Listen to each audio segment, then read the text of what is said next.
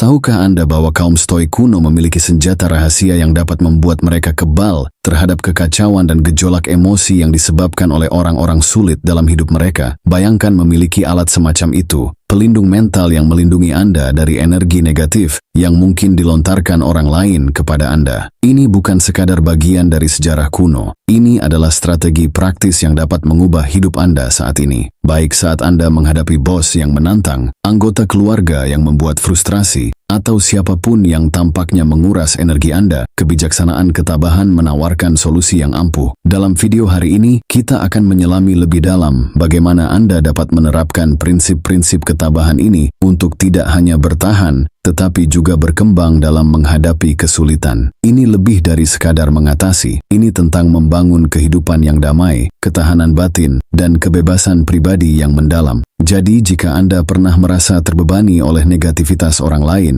atau jika Anda hanya mencari kehidupan yang lebih tenang di dunia yang sibuk ini, Anda berada di tempat yang tepat. Mari kita mulai perjalanan ini bersama-sama, dipersenjatai dengan kebijaksanaan ketabahan yang tak lekang oleh waktu, dan membuka rahasia untuk menjaga ketenangan Anda, tidak peduli apapun yang terjadi dalam hidup Anda. Satu-satunya hal yang saya minta dari Anda adalah, jangan melewatkan video ini dengan cara apapun. Jika Anda di sini, anggap diri Anda berbeda dari mayoritas. Anggap diri Anda pengecualian. Sekarang bertindaklah seperti itu, dan jangan melewatkan bagian manapun dari konten ini. Meminimalkan peran narsisis dalam hidup Anda pada dasarnya adalah tentang menarik garis di pasir. Kita memutuskan seberapa banyak kita membiarkan kekuatan eksternal, khususnya seorang narsisis, memengaruhi kedamaian dan ketenangan batin kita. Marcus Aurelius pernah berkata, Anda memiliki kekuatan atas pikiran Anda, bukan peristiwa luar. Sadari hal ini, dan Anda akan menemukan kekuatan. Pernyataan ini sangat kuat ketika kita menghadapi tantangan dengan seorang narsisis. Ini mengingatkan kita bahwa kekuatan sejati kita terletak bukan dalam mengubah narsisis atau perilakunya yang seringkali berada di luar kendali kita, namun dalam mengubah cara kita merespons dan berhubungan dengan mereka. Dalam konteks menghadapi seorang narsisis, yang sebenarnya dapat kita kendalikan adalah reaksi, emosi, dan seberapa besar kondisi mental yang kita berikan kepada mereka. Ini bukan tugas yang mudah, terutama ketika emosi memuncak dan narsisis memainkan peran penting dalam hidup kita, baik itu sebagai anggota keluarga, pasangan, atau bahkan kolega. Seneca menawarkan kebijaksanaan yang melengkapi pendekatan ini. Kita lebih sering menderita dalam imajinasi daripada dalam kenyataan. Seringkali kecemasan dan kesusahan yang kita rasakan ketika berhadapan dengan seorang narsisis diperburuk oleh ketakutan dan harapan kita terhadap apa yang mungkin mereka katakan atau lakukan selanjutnya. Dengan menerapkan wawasan Seneca, kita belajar membedakan antara dampak sebenarnya dari tindakan mereka dan penderitaan tambahan yang kita ciptakan dalam pikiran kita. Hal ini tidak meremehkan tantangan yang ditimbulkan oleh seorang narsisis, melainkan memberdayakan kita untuk mendapatkan kembali ruang mental kita dengan berfokus pada kenyataan saat ini, bukan pada skenario terburuk. Mari kita uraikan sedikit. Bayangkan Anda sedang membawa ransel setiap hari, dan setiap interaksi negatif, setiap upaya manipulasi, setiap komentar menyakitkan dari narsisis menambahkan batu ke ransel ini. Berat itu melelahkan dan memperlambat Anda. Apa yang diajarkan oleh ketabahan kepada kita adalah bahwa kita memiliki kekuatan untuk berhenti menambahkan batu ke ransel kita. Kita tidak bisa mengubah narsisis, tapi kita bisa mengubah cara kita membiarkan tindakan mereka memengaruhi kita. Meminimalkan peran mereka dalam hidup kita dimulai dengan keputusan sadar untuk mengalihkan fokus. Ini berarti secara aktif berupaya mengarahkan pikiran dan energi kita ke hal-hal dan orang-orang yang mendorong kita ke arah aktivitas yang memberi kita kegembiraan dan kedamaian. Ini tentang menciptakan batasan, baik emosional maupun fisik, yang melindungi kesejahteraan kita. Hal ini mungkin melibatkan pembatasan interaksi kita dengan orang narsisis, mengubah sifat percakapan kita untuk menghindari memberi mereka amunisi untuk memengaruhi kita, atau dalam beberapa kasus, memutuskan hubungan secara keseluruhan. Namun penting untuk mengakui dampak emosional yang dapat ditimbulkan dari proses ini. Sikap tabah tidak berarti menekan perasaan kita, melainkan mengakui dan memahaminya, kemudian membuat keputusan rasional tentang bagaimana melanjutkannya. Jika Anda berurusan dengan orang tua atau saudara kandung yang narsis, Anda tidak hanya berurusan dengan individu yang bermasalah, Anda juga bergulat dengan hilangnya hubungan cinta suportif yang pantas Anda dapatkan. Ini adalah bentuk duka, dan penting bagi Anda untuk membiarkan diri Anda menjalani proses ini, mencari terapi, menemukan hiburan dalam ekspresi kreatif seperti menulis atau melukis, dan bersandar pada teman-teman atau komunitas yang suportif. Langkah-langkah ini bukan hanya tentang menjauhi hal-hal negatif, namun bergerak menuju penyembuhan dan pertumbuhan. Dalam menerima ketabahan, kita belajar untuk fokus pada benteng batin kita, sebuah konsep yang mengacu pada tempat perlindungan batin kita berupa kedamaian dan ketahanan. Dengan meminimalkan peran narsisis dalam hidup kita, kita tidak bersikap acuh pada mereka. Kita memilih untuk memprioritaskan kesehatan mental dan kesejahteraan emosional kita. Kita memutuskan bahwa ketenangan pikiran kita adalah yang terpenting, dan kita tidak akan membiarkan siapapun mengganggunya.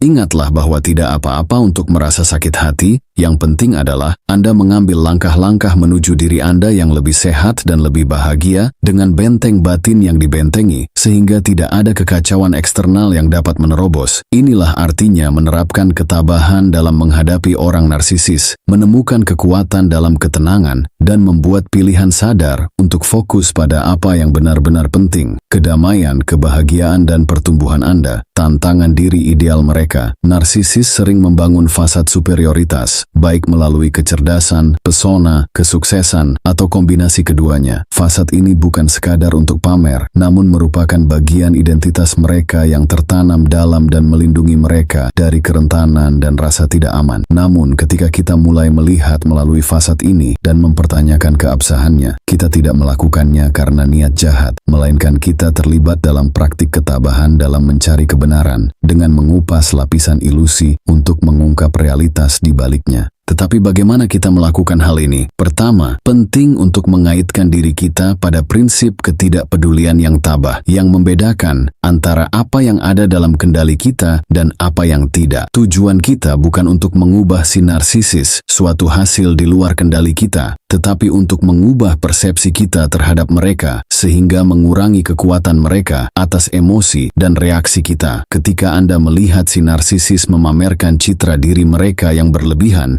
alih-alih secara langsung mengonfrontasinya atau mencoba merobeknya, Anda dapat memilih untuk secara halus mempertanyakan narasi mereka. Hal ini bisa sesederhana menanyakan, bagaimana Anda sampai pada kesimpulan tersebut? Atau, dapatkah Anda memberitahu saya lebih banyak tentang pertanyaan-pertanyaan yang diajukan dengan rasa ingin tahu yang tulus dan tanpa menghakimi dapat mendorong narsisis dan orang-orang di sekitar mereka untuk merenungkan keaslian klaim mereka. Namun sangat penting untuk melakukan pendekatan dengan hati-hati dan penuh perhatian untuk memastikan keselamatan dan kesejahteraan Anda di atas segalanya. Filosofi ketabahan mengajarkan kita untuk tidak terlibat dalam konfrontasi yang mengganggu kedamaian batin kita. Ketenangan dan keseimbangan emosional harus dipertahankan, terlepas dari provokasi eksternal. Ini berarti mengetahui kapan harus terlibat dan kapan harus menarik diri, selalu memprioritaskan ketenangan kita sendiri. Dengan mengadopsi sikap keingintahuan yang tidak terikat, Anda tidak secara langsung menantang citra diri orang narsisis, tetapi mengundang mereka dan diri Anda sendiri untuk mengeksplorasi kebenaran. Pertanyaan halus ini secara bertahap dapat melemahkan persepsi muluk mereka, bukan melalui konfrontasi langsung, namun melalui penyelidikan reflektif yang lembut. Dalam melakukannya, Anda mungkin menemukan bahwa pengaruh mereka terhadap Anda berkurang, sehingga Anda dapat melihat situasi dan individu secara lebih objektif. Strategi ini selaras dengan kebijaksanaan Epictetus yang menekankan pengendalian diri dan perspektif. Epictetus mengajarkan bahwa kita tidak terganggu oleh hal-hal itu sendiri, namun oleh pandangan yang kita miliki terhadapnya. Ketika kita mulai mempertanyakan narasi narsisis dengan ketenangan yang mantap, kita menegaskan kembali kendali kita atas persepsi kita sendiri dan mulai membebaskan diri dari pengaruh mereka. Dalam proses ini, kita juga mencontohkan kebijaksanaan ketabahan kepada orang lain, menawarkan jalan alternatif untuk berinteraksi dengan narsisis tanpa terseret ke dalam permainan manipulasi mereka. Ingatlah, perjalanan ini bukan tentang meruntuhkan narsisis, melainkan tentang membangun benteng batin kita sendiri, sehingga kedamaian dan kesejahteraan kita tidak tidak terganggu oleh pergolakan eksternal mereka. Dengan memusatkan perhatian pada kedamaian dan ketenangan kita sendiri, kita tidak hanya melindungi diri kita dari energi negatif si narsisis, tetapi juga menciptakan ruang di mana kita bisa berkembang, bebas dari bayang-bayang mereka. Ini adalah inti dari penerapan ketabahan dalam menghadapi seorang narsisis, menemukan kekuatan dalam kedamaian, kebijaksanaan dalam keheningan, dan kebebasan dalam ketahanan kita sendiri. Dalam praktik ini, kita tidak hanya belajar bertahan dari orang-orang sulit, tetapi juga berkembang, tidak peduli tantangan apapun yang kita hadapi. Terima kasih sudah menonton video ini, like jika Anda suka, dan subscribe channel agar tidak ketinggalan video berikutnya. Sampai jumpa.